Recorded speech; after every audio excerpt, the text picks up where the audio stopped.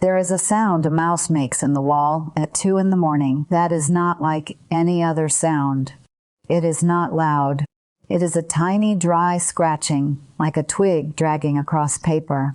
And once you have heard it in your own house, lying there in the dark with your eyes open, you do not stop hearing it. You hear it in the kitchen when you are standing at the stove. You hear it in the pantry when you reach for the flour. You hear it even when it is not there, because your ears have learned to wait for it. And that waiting, that listening you cannot turn off, is worse than the mouse itself. I am Sadie Baylor. I keep a house here with my husband and our 7 children, and between the kitchen and the garden and the root cellar and the hen house, I have learned a few things about keeping creatures where they belong, outside, where God put them. My grandmother used to say that a mouse in the house is not a pest problem. It is a house problem. The mouse is only doing what a mouse does. It is your house that has opened a door to him, and until you close that door, you can kill every mouse that walks in, and another will take his place before the week is out. The old women in our district did not have exterminators. They did not have the black plastic boxes. The man in the truck wants to set around your foundations for $40 a month until the end of time. They had a few plain things and a great deal of knowing, and the knowing was worth more than the things. I want to tell you this morning that you do not need the poison. You do not need the traps that snap your fingers and break your heart when a child finds one. And you do not need to pay a man to do what $1's worth of plain steel wool and a few drops of peppermint will do better. Now, before I show you a single good thing, let me say plainly what I am not going to tell you, because there is a video going around claiming that a cotton ball soaked in peppermint oil will clear a house of mice in one night. And that is not the truth. Peppermint is a help, and I will show you how to use it right. But it is not a magic wand.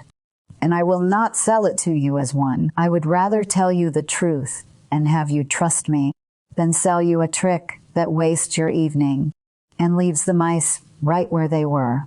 Now let us get to the mice, because there is good to be had, and it is simpler than you have been led to believe. Here is the thing you have to understand about a mouse, because it is the heart of the whole matter, and once you see it, you cannot unsee it. A mouse does not need a door. A mouse does not need a window left open. A mouse needs a gap, the width of a pencil. That is all. If you can slide a number 2 pencil through a crack, a full-grown mouse can walk through that crack behind it. And if the gap is the width of your little finger, a rat can follow.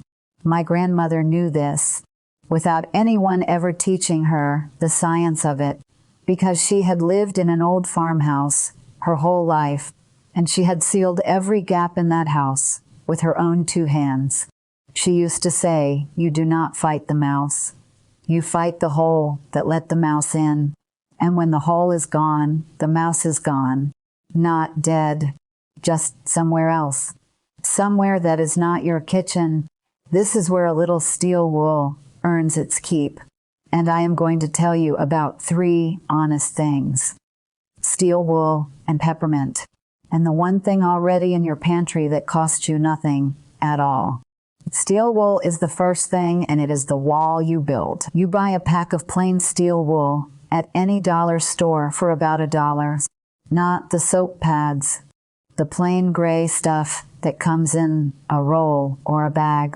You tear off a piece and you stuff it into every gap you can find, where the pipe comes through the wall, under the sink, where the baseboard has pulled away from the floor, in the corner of the pantry, where the gas line enters behind the stove. Any place you can see daylight or feel a draft. The steel wool does 2 things at once. It fills the gap so nothing can walk through, and it hurts their teeth if they try to chew it. They will not try twice. My grandmother had steel wool stuffed into every crevice of that old house. and she never had a mouse in 40 years. She put it in once, and she left it, and that was the end of it. A word of care, because the care is part of the method and never apart from it. If you have got a gap around a pipe that carries hot water, do not use steel wool there. Use copper mesh instead, which you can buy the same place for about the same money. The steel will rust against the heat and the damp, and you will have a rusty mess to clean up come spring. And if you have got small children who might poke at things under the sink, tuck the steel wool in deep where little fingers will not find it, being honest about what a thing can do and what it cannot, and keeping the small ones safe while you do it. That is how you keep trust at your own table. Now, the peppermint. I told you I would be honest about it, and I will. Peppermint oil will not kill a mouse, and it will not drive a mouse out of a house that is already full of food and warmth and nesting places. What peppermint does, and it does it well, is confuse them. A mouse finds its way by smell. It leaves a trail and follows it back. And if you break that trail, the mouse loses its way and its nerve both at once. You put a few drops of pure peppermint oil, not the candy flavoring from the baking aisle, but the real essential oils, onto a cotton ball. You tuck that cotton ball into the places the mice travel. Behind the stove, under the sink, along the back of the pantry shelf, and you replace it every week, because the smell fades faster than you would think. This will not clear a bad infestation on its own, but combined with the steel wool, it tells any mouse still inside that this house is not the easy place it thought it was. And they move along. Now, the one in your pantry that cost you nothing, plain white flour and plaster of Paris, mixed half and half, in a little dish set behind the stove. If you are not willing to do anything else, if you feel the poison is too harsh and the traps are too cruel, and you need one quiet thing that works, this is the quiet thing. The mouse eats it. The plaster sets up inside them, and that is the end. It is not fast, but it is certain, and you must put it where only the mice can reach it, because a cat or a dog or a curious child must never find it. I want to be clear on that, because I will not let a method out of my mouth without the warning that goes with it. The old women who taught me this used it in the cellar and the attic only, places the children did not go. And you must do the same. Now, I want to tell you what will not work, because that honesty is the whole point. The dryer sheets. Somebody somewhere told the whole world that a bounce sheet tucked in a corner will send mice running. It will not. They will walk right over it and use it for nesting. The mothballs, they smell worse to you than they do to the mouse, and they are poison to your own lungs if you breathe them day after day in a closed-up house. The ultrasonic plug in things that make a high noise.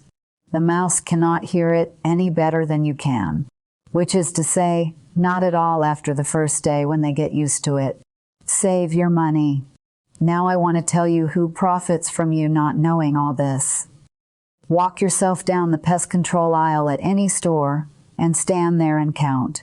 The poison pellets and the bait stations and the glue trays and the snap traps and the live traps and the spray foam and the granules for the attic and the packets for the garage. And if you add up what a household spends chasing mice with one product after another over 5 years, you will find you have spent enough to seal every gap in your house 3 times over. And buy steel wool for every house on your road, the company that makes those products and the store that stocks them. Do very well when you believe the answer is in a package, instead of in a gap the width of a pencil. It is not a conspiracy. It is a system where the forgetting pays better than the remembering, and the only way back from it is one house at a time. Now I would ask you to do one thing for me. because I am honestly curious about the houses you all keep. Go down to your kitchen right now with a pencil in your hand, not to write with, to measure with. Walk around your baseboards and under your sink and behind your stove. Anywhere that pencil slides into a gap, mark it. Then come back and tell me down in the comments how many gaps you found. I read what you all write down there, every bit of it, and I am always surprised how many a person finds once they go looking. The midwife in our district used to say, "You learn more sitting quiet and listening at other women's tables than you ever learn talking at your own." So take the dollar steel wool and the peppermint oil, and the knowing that the mouse is not your enemy. The gap is your enemy. Seal the gap and you seal the problem. And everything the old women would not let go of is sitting right there in your dollar store, waiting all this while for you to reach in and pick it back up.